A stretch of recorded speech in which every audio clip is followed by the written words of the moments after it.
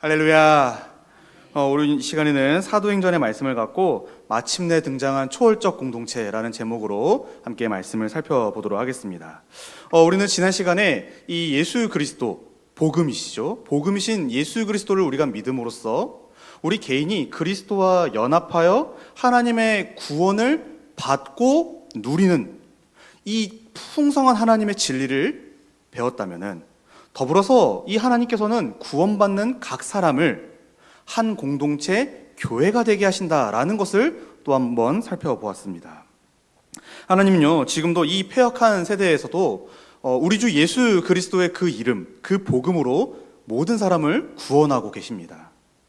구원이라고 하는 것, 이것은요 사실 이 아담 이후의 모든 사람에게 정말 필요한 문제입니다. 당장 정말 시급히 해결되어야 할 문제이지요. 왜 그렇습니까? 모든 사람들이 이 죄로 말미암은 결핍, 갈등, 공허, 그러니까 이런 것들을 스스로 해결하지 못하여 매일같이 탄식하고 있기 때문이죠. 그래서 우리가 지난 시간에 살펴봤듯이 이 사람들의 탄식이 들려오고 있는 겁니다. 우리가 어찌할꼬. 그러니까 어찌할지 모르는 이 인생들, 방황하는 인생들, 그런 인생들에게 긍휼이 풍성하신 하나님께서 소망을 주셨는데, 그게 바로 십자가에 달려 죽으시고 사흘 만에 다시 살아나신 우리 주 예수 그리스도를 믿음으로써 구원. 그래서 하나님이 원래 준비하셨던, 원래 계획하셨던 그 복과 안식에 들어간다, 참여한다, 이 기쁜 소식을 하나님이 우리에게 선물로 주셨습니다. 이게 바로 우리가 믿는 복음의 내용이죠. 그랬을 때 이 복음을 받은 자들, 이 복음으로 말미암아 구원받은 자들은요, 혼자 살아가지 않습니다. 반드시 이 구원 공동체인 교회로서, 교회와 함께, 말하자면 그리스도와 연합한 자들끼리 그 안에서 서로 연합하여 함께 살아가게 됩니다. 이게 바로 성경이 우리에게 보여주는 우리 구원받은 자들의 현실이죠. 그래서 구원받은 사람들, 이 구원받은 자들, 교회가 된다. 이게요, 여러분, 우리 정체성이기도 하고 우리 현실이기도 합니다. 그래서 우리는 구원받았다, 예수를 믿는다, 또 복음을 받아들였다 라고 하면서 교회에서 생활하지 않거나, 은근히 그런 교회에서의 생활을 좀 거부하고 멀리하고, 이런 것들은 사실 우리가 믿음으로 받은 이 구원에 합당하지가 않겠지요. 오히려 우리는 이 교회 안에서 생활을 하면서 우리가 받은 구원이 무엇인가, 구원의 정체가 무엇이고, 또 이 구원을 누린다라는 게 뭔가를 교회 안에서 함께 확인하고 확신하게 되는 겁니다. 그래서 우리 신앙생활에서요, 교회가 굉장히 중요합니다. 이 교회를 떼어놓고 우리 구원을, 하나님의 그 어마어마한 사랑을, 은혜를 말할 수가 없는 것이지요. 오늘은 이어서 이 사도행전에 나타났던 초대교회라고 흔히 말을 하는 이 처음 생겨난 이 귀한 믿음의 공동체가 하나님의 구원의 공동체로서 어떻게 지냈는지를 함께 살펴보려고 합니다. 그리고 오늘 이 모습이 우리 동산교회가 지향하는 모습이 되기를 원하고, 그리고 이 모습이 우리 동산교회에 나타나기를 소망합니다. 이 모습이야말로 하나님이 우리에게 허락하신 가장 복된 교회의 모습이라는 것을 믿고 우리 함께 교회에 대해서 함께 또 생각해 보도록 하겠습니다.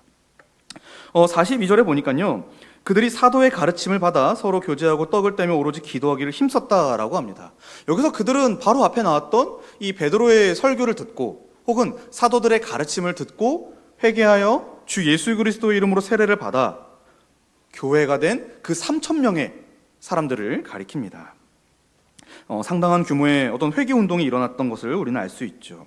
근데 이제 특이하게 그들이요, 그러니까 예수님을 믿었습니다, 이제 복음을 받아들였습니다 하고 흩어져 지낸 게 아니라 어떻게 지냈습니까? 그들이 사도의 가르침을 받고 서로 교제하고 떡을 떼고 기도하기를 함께 힘쓴 모습을 우리는 살펴볼 수가 있습니다.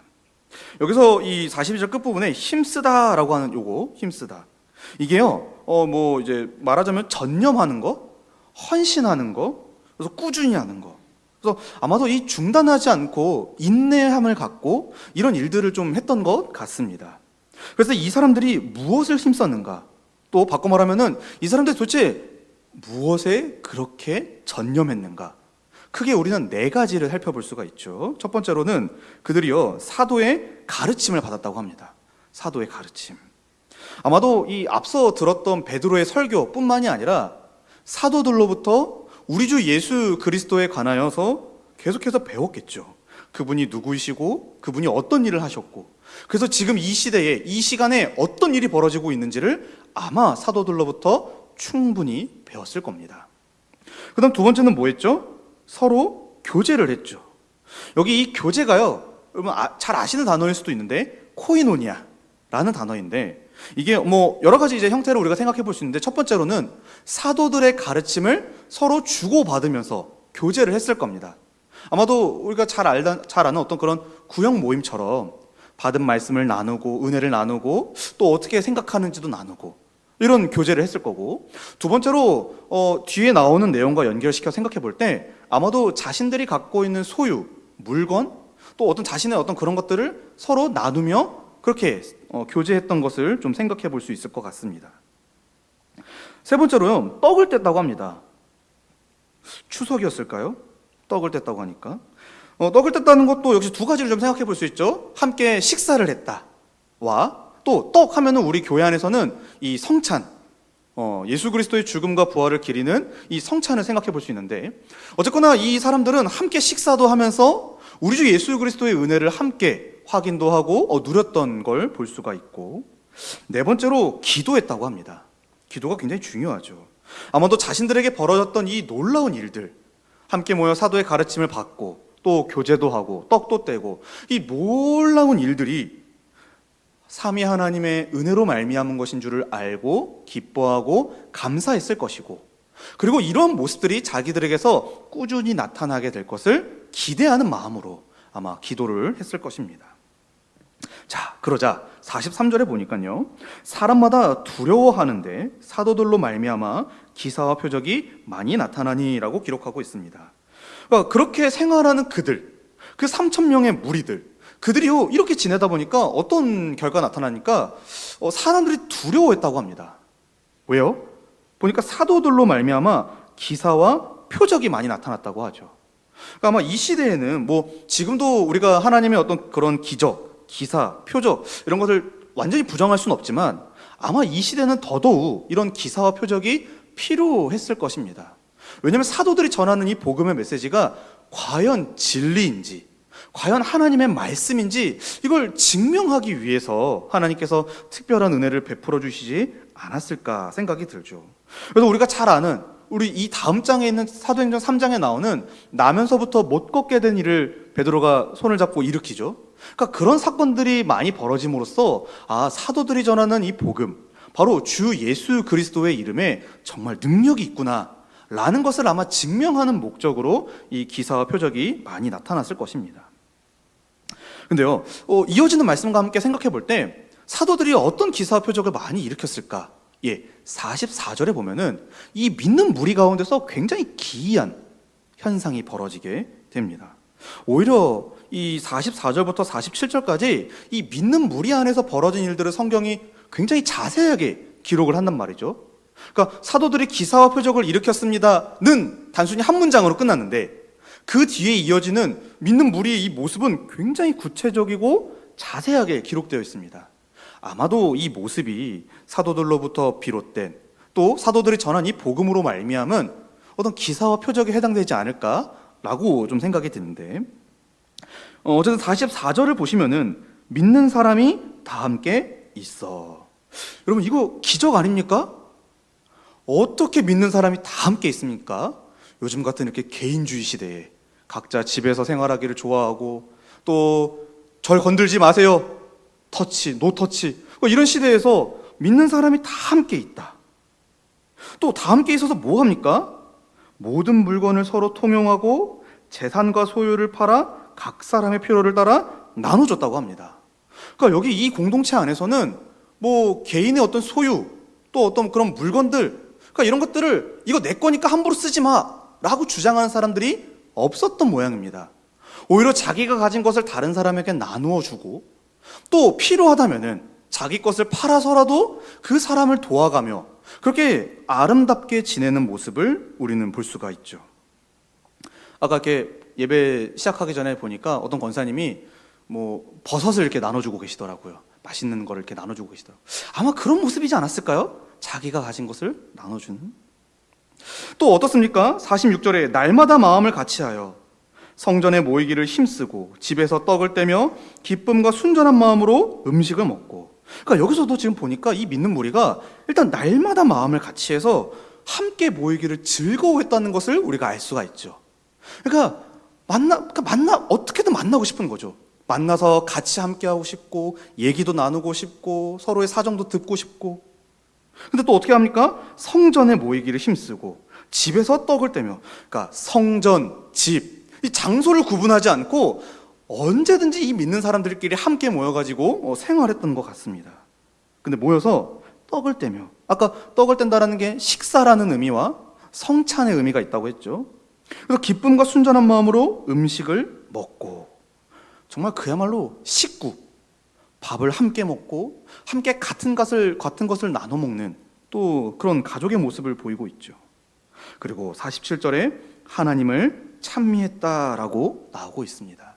그러니까 이 사람들이 그냥 모여가지고 어디 이렇게 세상에 그런 동호회처럼 이런저런 시시콜콜한 얘기를 하는 게 아니라 모여가지고 함께 하늘의 그 신령한 지혜들, 지식들, 그 말씀들, 이런 것들을 나누며 이 모든 은혜를 부어주신 하나님께 감사하고 찬양하는 그런 일들을 했다라고 보여지고 있습니다. 그러니까 우리 동산교회에서 그 구역 모임 하듯이 아마 하지 않았을까? 이렇게 생각이 드는데, 어쨌거나 정리하자면요, 이 믿는 사람들은요 항상 함께 있으려고 마음을 먹었고 어디에서든지 언제든지 모여서 서로의 사정을 듣고 도왔으며 또 모일 때마다 하나님을 찬미하고 또 예배하는 그런 일에 힘썼다라는 것을 우리는 볼 수가 있습니다. 근데요, 여기서 주목할 점은요, 이러한 생활이 그들에게 어색하거나 인위적이지 않고 매우 자연스럽게 이 일을 했다라고 하는 것이죠. 굳이 오늘 이렇게 모이겠습니다 라고 말하지 않더라도 항상 모여서 교제했고 항상 모여서 찬미했으며 항상 모여서 그렇게 서로를 위해 살았던 그런 자연스러운 정말 가족의 모습으로서 오늘 성경이 우리에게 보여주고 있습니다. 그러자 이 사람들이 이제 주변의 사람들이 평가하기 시작하는 겁니다. 우리 43절에는 사람들이 두려워했다라고 하는데 47절에 보니까 온 백성에게 칭송을 받으니, 세상에 이런 공동체가 있단 말이야? 세상에 이렇게 살아가는 사람들이 있단 말이야? 아니 이 사람들은 도대체 뭐 하는 사람들이야? 라며 아마 이 사람들의 입장에서는 황당하기도 했을 거고 또 당혹스러웠을 수도 있고, 어쨌거나 이 사람들은 또 그런 공동체의 모습을 보면서 야, 그치, 저렇게 사는 거지, 저렇게 함께 사는 거지 라면서 칭찬했다라고 기록하고 있습니다.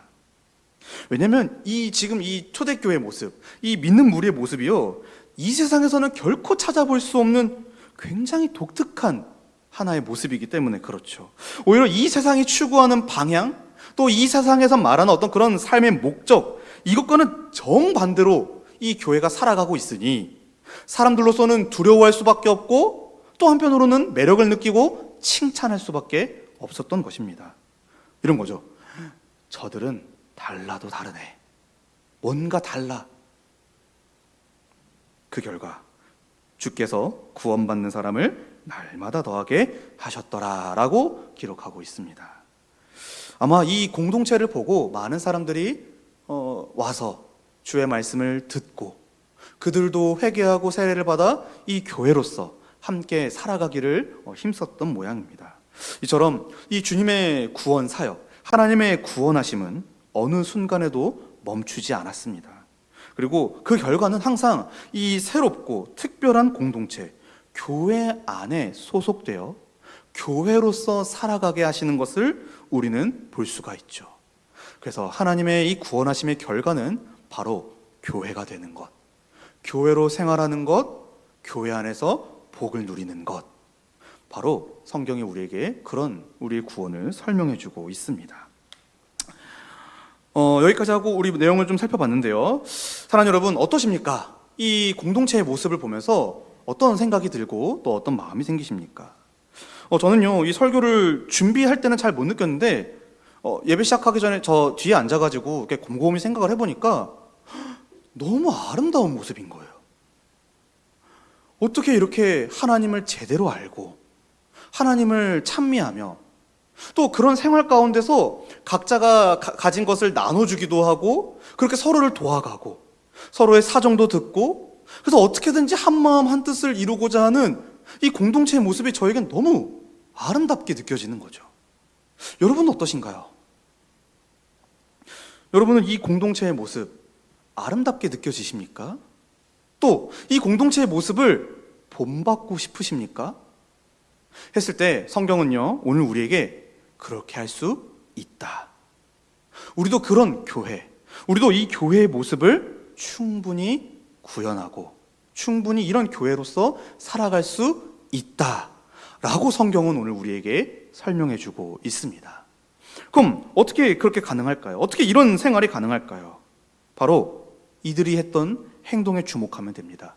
무엇이죠? 그들은요, 초월적인 진리, 하나님의 말씀, 그 말씀으로 시작하여 말씀으로 생활했던 것을 우리는 주목할 필요가 있습니다. 사랑하는 여러분, 이 말씀을 우리가 42절부터 읽었지만 2장 전체를 생각했을 때 이 공동체, 이 믿는 무리가 어떻게 시작을 했습니까?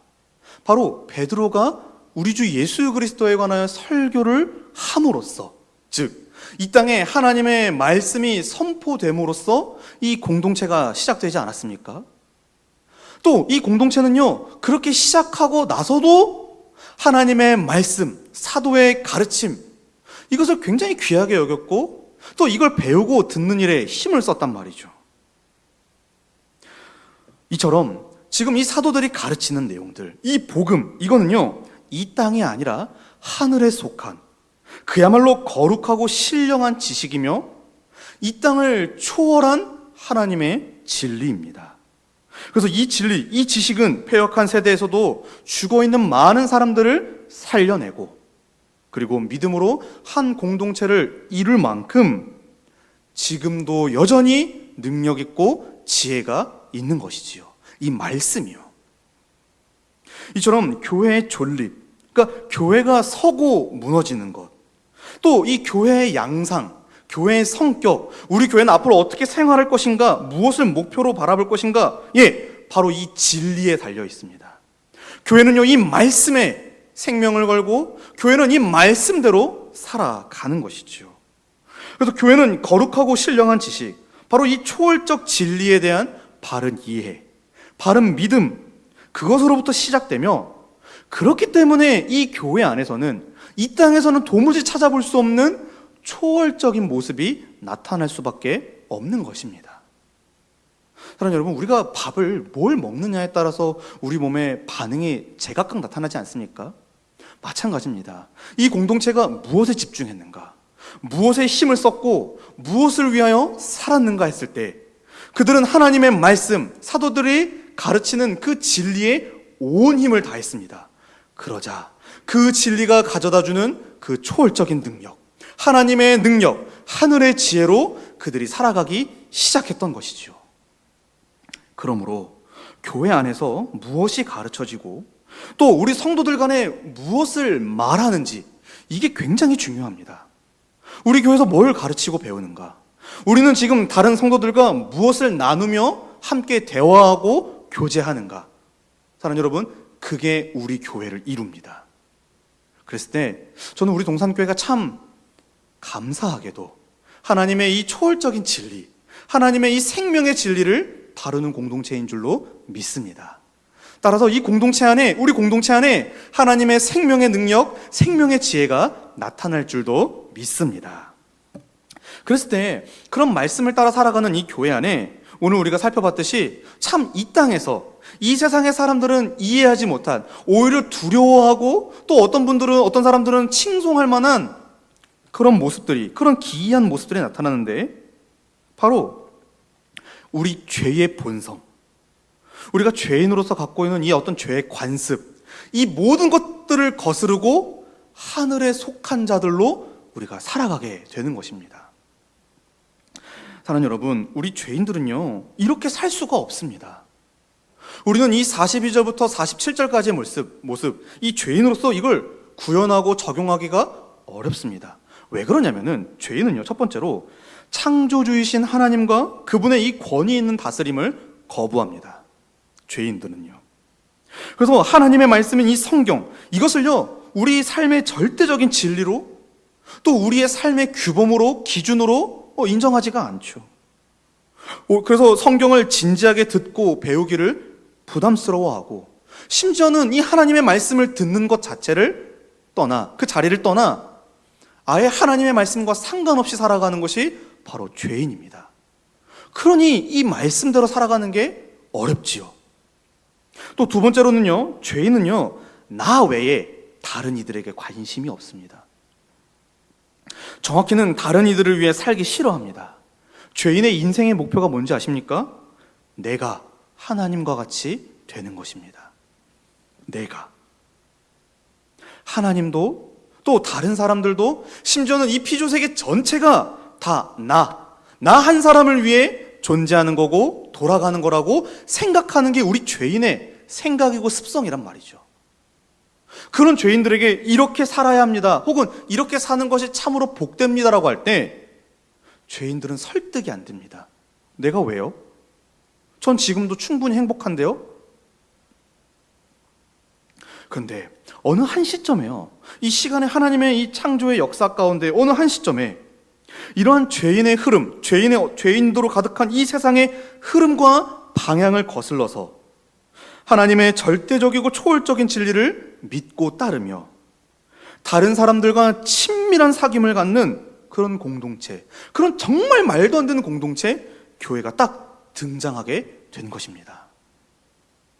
그야말로 이 패역한 세대와 세상에서 하나님으로부터 말미암은 혁명, 기적, 은혜가 펼쳐지게 된 것이지요. 바로 그게 교회인 것입니다. 또한 그들은요, 그렇게 살아가는 그 교회, 그 사람들은요, 굉장히 독특한 게 이걸 누가 시켜서 하는 게 아니라 능동적으로, 적극적으로, 의도적으로 정말 마음과 뜻을 다하여 이 교회로서 살아가는 것을 매우 힘썼던 것을 우리는 또한 주목해야 합니다. 앞서 말씀드렸다시피 성경은요, 이 믿는 사람들이요, 사도들에 의해 억지로 이런 생활을 했다라고 말하지 않습니다. 오히려 믿는 사람들끼리 그냥 자연스럽게 사도의 가르침을 받았고, 자연스럽게 서로 교제했고, 자연스럽게 서로 떡을 뗐으며 자연스럽게 함께 기도하는 그 자리에 모였다는 것이 성경의 증언입니다. 왜요? 왜 이 사람들은 도대체 그렇게 할 수 있냐, 이 말입니다. 바로 하나님이 약속하신 그 은혜, 그 구원의 은혜를 받았기 때문인데, 바로 죄사함과 성령의 선물을 그들이 믿음으로 받았기 때문입니다. 그들은요, 하나님 앞에서 모든 죄를 용서받았습니다. 용서받는다는 것은 자신들의 죄가 얼마나 끔찍한지를 아는 거고, 그게 하나님의 진노와 형벌의 대상이었다는 것을 알아 그 죄를 그치는 것이지요. 그리고 성령께서 그들 마음 가운데 내주하심으로써 이제는 하나님을 두려워하고 또 이웃을 섬기고 사랑하고자 하는 그런 새로운 마음, 새로운 본성, 아예 새로운 인격이 우리 안에 창조되었던 것입니다. 이런 측면에서 사랑하는 여러분, 교회는 어떤 존재인가, 교회는 어떤 공동체인가 생각할 때 바로 이 죄사함과 성령이 주신 새 마음을 지닌 자들의 모임입니다. 앞서 설명했듯이 사람들은 본래 하나님을 거부할 정도로 지독하게 자기중심적으로 살던 자들입니다.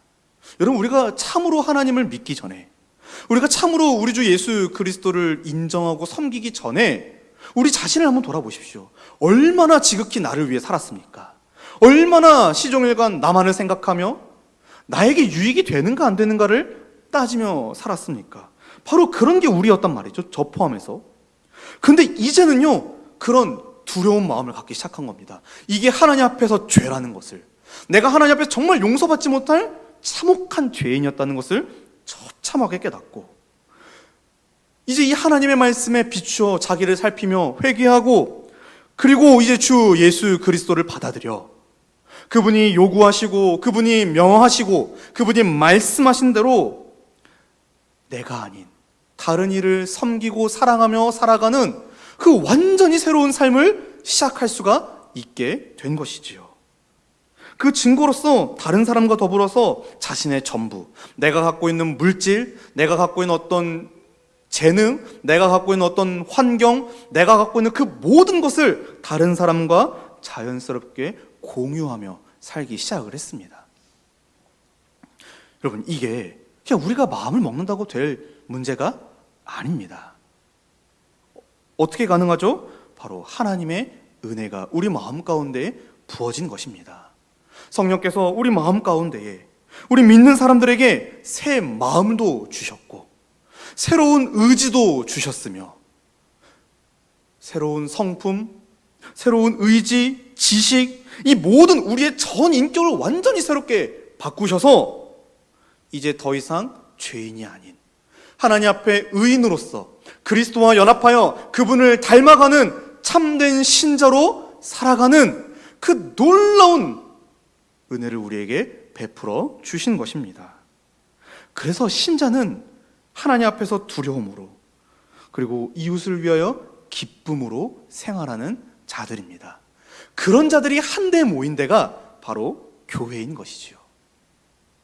하나님은 이런 복된 생활을 처음부터 우리에게 뜻하셨고 그리고 이제 이것을 성령을 통하여 또 우리 주 예수 그리스도를 통하여 우리에게 허락해 주셨습니다. 에베소서 2장 10절의 말씀입니다. 우리는 그가 만드신 바라 그리스도 예수 안에서 선한 일을 위하여 지으심을 받은 자니. 그렇게 우리를 하나님이 만들어 주신 것입니다. 이처럼 예수 그리스도로 말미암아 또 성령님으로 말미암아 이 새 마음을 지닌 사람들이 모여 이 땅에서 그렇게 하나님의 뜻, 하나님의 복과 안식을 보여주는 공동체, 이 교회를 가리켜 우리는 하나님 나라의 현시, 하나님 나라를 드러내는 공동체다 라고 말을 하게 되는 것이죠. 사랑하는 여러분, 바로 여러분은 그런 공동체 안에서 행복한 신앙생활을 하고 계신 것입니다. 하나님은 이 행복하고 정말 복된 삶, 이거를요 우리 동산교회 안에 허락해 주셨습니다. 그렇게 살아가는 우리 교회의 모습, 우리 동산교회의 모습, 이런 걸 보면 사람들이 어떻게 반응할까요? 두려워하고 그러나 칭찬할 것입니다. 이 세상에 속한 사람들은요 이런 교회의 모습, 정말 자기들이 보기에는 되게 낯선 생활 양식이겠죠. 어떻게 저렇게 살아간단 말이야, 어떻게 하나님을 저렇게 진심으로 섬기고 어떻게 다른 사람을 위하여 저렇게 진심으로 살아가는가, 두려워할 것입니다. 그러나 동시에 그게 그들에게는 상당한 매력이 되겠죠. 그래서 그 매력에 이끌려서 나도 저렇게 한번 살아보고 싶다, 나도 저렇게 한번 제대로 하나님을 믿어보고 싶고 나도 한번 저렇게 제대로 섬기고 섬김 받아보고 싶다 라고 생각을 하게 될 거란 말이죠. 왜요? 이런 공동체가 세상에 없다니까요. 누가 하나님을 인정하고 그래서 누가 자기 것을 내어주며 누가 그렇게 서로를 위하여 살아간단 말입니까? 이 세상에서요. 그렇기 때문에요 교회는요 이런 세상에 대안이 되는 공동체가 되는 것입니다. 정말 이 교회 안에서만큼은 하나님이 본래 우리 인생들에게 허락하신 그 복된 삶, 그게 무엇인지를 제대로 알 수가 있고 제대로 경험할 수가 있는 것이지요. 그래서 우리가 교회로서 살아간다는 것, 우리가 교회에서 신앙생활한다는 게요 여러분 굉장히 복된 일입니다. 저는 교회를 안 다녔으면 어떻게 됐나 이런 생각도 가끔 하는데 여러분 어떠십니까? 어쩌면 사람들은 이런 공동체를 기다렸을지도 모르죠. 제발 누가 우리에게 정말 이 공허하고 불안하고 혼란스러운 세상 속에서 나를 바로잡아줄 공동체가 있었으면 좋겠다. 여기 교회가 있습니다. 그래서 이 복음으로 세워진 교회는요 하나님이 이 세상에 보여주신 당신의 응답이기도 합니다. 사랑하는 여러분, 이 교회를 정말 사랑하시기를 바랍니다. 이 교회를 정말 귀하게 여기시고 또 이 교회로서 살아간다는 것, 이 교회 안에서 신앙생활한다는 것, 이거를요 정말 귀하게 여기시기를 바랍니다. 그랬을 때 오늘 이 말씀을 갖고 또 이 은혜를 갖고 이 교훈을 갖고 몇 가지를 좀 생각해보고 말씀을 마치고자 합니다. 사랑하는 여러분, 초대교회 이 처음 믿는 무리가요 이 세상 속에서 이렇게 살아갈 수 있는 게 이들 스스로 어떤 힘과 지혜가 있어서 살아가는 건 아닙니다. 그들은 하늘로부터 은혜를 구했고 그 하늘의 은혜를 갖고 살아갔던 자들입니다. 하나님의 능력, 하나님의 지혜, 바로 이 십자가 복음에 기대어서 그들은 살아갔죠. 바로 그 초월적인 진리의 복음, 이 복음의 뿌리를 내렸고, 그래서 이 세상에서는 감히 범접할 수 없는 초월적인 윤리, 초월적인 삶의 양식, 그런 사랑과 나눔을 실천하는 그야말로 초월적인 공동체가 바로 이 교회였던 것입니다. 따라서 오늘 우리도 교회로서, 그리고 우리 주 예수 그리스도를 믿는 한 명의 성도로서요, 이 진리에 깊이 뿌리를 박아야 합니다. 우리가 이 복음의 뿌리를 박을 때, 우리가 이 말씀의 능력을 믿고 이 말씀의 지혜를 정말 믿는다면 오늘 우리 역시도 이 모습대로 살아갈 수가 있습니다. 오늘 우리 교회가, 우리 성도 한 사람 한 사람이요, 이 하나님의 능력과 지혜이신 십자가를 믿고 살아간다면 하나님은 우리에게 이 복된 삶을 주실 줄로 믿습니다. 이를 위해 우리가 좀 몇 가지 생각해 볼 게 있는데, 첫 번째로 사랑하는 여러분, 교회가 어떤 곳인가 했을 때 우리가 약간 단순하게 교회는 좋은 곳이죠, 그냥 좋은 사람들이 모였어요, 이렇게 생각할 수 있단 말이죠. 우리도 아니요, 교회는 단순히 좋은 모임이 아닙니다. 괜찮은 동아리도 아니고요, 그냥 사교성이 괜찮은 사람들의 집합도 아닙니다. 교회는 하나님이 세우신 공동체입니다. 하나님의 공동체입니다. 하늘의 사람들의 모임이죠. 그렇기 때문에 이 교회는 도대체 무엇으로 서고 일어서는가, 서고 세워지는가, 또 능히 살아가는가? 말씀으로 살아가는 것입니다. 교회를 시작하는 것도 말씀이지만 교회를 힘있게 힘차게 움직이게 하는 것도 말씀입니다. 교회는 말씀을 떠나서는 살아갈 수가 없고, 아니 오히려 말씀을 떠나는 순간 하나님이 원하신 그 복된 삶을 결코 이룰 수가 없을 것입니다. 왜요? 모든 자원이 하늘로부터 공급되기 때문입니다. 그리고 하나님은 그 하늘의 자원을요, 이 말씀을 통해 우리에게 주시는 것이죠. 그래서 교회는 말씀을 떠나서는 안 됩니다. 오히려 교회가 말씀을 떠난다? 세상과 다를 게 없겠죠. 그래서 사도 바울은 에베소 교회 장로들에게 이렇게 말을 하는데, 사도행전 20장 32절에 지금 내가 여러분을 주와 및 그 은혜의 말씀에 부탁하노니 그 말씀이 여러분을 능히 든든히 세우사 거룩하게 하심을 입은 모든 자 가운데 기업이 있게 하시리라. 사랑하는 여러분, 말씀이 우리를 능히 든든히 세우는 것입니다. 우리는 말씀을 듣고 배워야 합니다. 왜요? 말씀이 우리에게 있어야 그 말씀의 능력과 지혜가 우리 가운데 발현되기 때문에 그렇죠. 오늘 이 초대교회의 모습을 보십시오. 그들이 사도의 가르침에 집중했기 때문에, 힘썼기 때문에 그들은 이런 삶을 살 수가 있었습니다. 마찬가지입니다. 오늘 우리가 하나님의 말씀, 이 거룩하신 분의 이 말씀 앞에 온전히 선다면, 우리가 그걸 듣고 배우기를 힘쓴다면 우리 역시 하나님이 기뻐하신 대로 살 수가 있습니다. 왜요? 하나님의 말씀이요, 우리 안에 이 옛 본성, 옛 자아, 옛 사람, 이거를 다 억누르고 우리 가운데 새 마음, 새 본성, 새 사람으로서, 그래서 하나님의 뜻에 순종하고자 하는 이 강력한 열망을 우리에게 불어넣기 때문이죠. 이거는요, 과거에 이스라엘조차도 할 수 없었던 일입니다. 그들은 하나님의 율법에 순종하려고 했으나 결국 실패하죠. 그러나 우리 주 예수 그리스도에 대한 믿음으로 세워진 새 언약 백성인 교회는 할 수 있습니다. 교회는 새 마음이 있고요, 새 본성이 있고, 그리고 말씀이신 그리스도께서 날마다 성령으로 우리와 함께 하시며 하나님 아버지를 알게 하심으로 우리는 이 말씀에 얼마든지 순종하며 살 수가 있고, 아니 아예 우리 마음 가운데 이 모습을 간절히 사모함이 생겨날 것입니다. 나도 이런 삶을 살고 싶다, 우리 교회가 이렇게 살았으면 좋겠다, 이거 진짜 행복하겠구나 라는 거룩한 열망이 우리에게 생기게 되는 것이죠. 그런 의미에서요, 교회는 진짜 탁월한 공동체인 것 같습니다. 하나님은 이 교회를 통해 당신의 구원의 능력, 지혜, 이런 것들을 잘 보여주고 계시지요. 따라서 우리 동산교회는요, 하나님의 말씀, 이 초월적인 진리, 이거를 듣고 배우며 나누는 일에 함께 동참했으면 좋겠습니다. 구체적으로 좀 말해보자면, 먼저는 이 설교와 양육, 이거를요 진지하게 들으시고 또 배우시기를 바랍니다. 그저 왔다 그저 가시는 게 아니라 정말 그 1시간이라 할지라도 혹은 짧게는 30분이라 할지라도 그 말씀을 듣고 배우는 그 순간, 그 기회, 이런 것들을 좀 귀하게 여기는 마음이 우리 가운데 더 있기를 원합니다. 제가 그래서 우리 유초동부 애들에게는 늘 항상 강조합니다. 설교 시간을 소중히 생각해라. 이 말씀을 듣고 배우는 시간이 너무 귀하기 때문에 이 시간에 진지하게 임해야 하겠죠. 또 두 번째로는요, 성도 간에, 이거 약간 제가 바라는 건데, 우리 성도들 간에 이 배운 말씀을 좀 상고하고 나누는, 그러니까 자연스럽게 나누는 문화가 있었으면 좋겠습니다. 주일에 이런 말씀을 듣고 이런 생각도 해봤고 이런 것도 적용했는데 우리 장로님, 권사님, 지사님은 어떠셨어요? 그러니까 자연스럽게 말을 하는 거죠.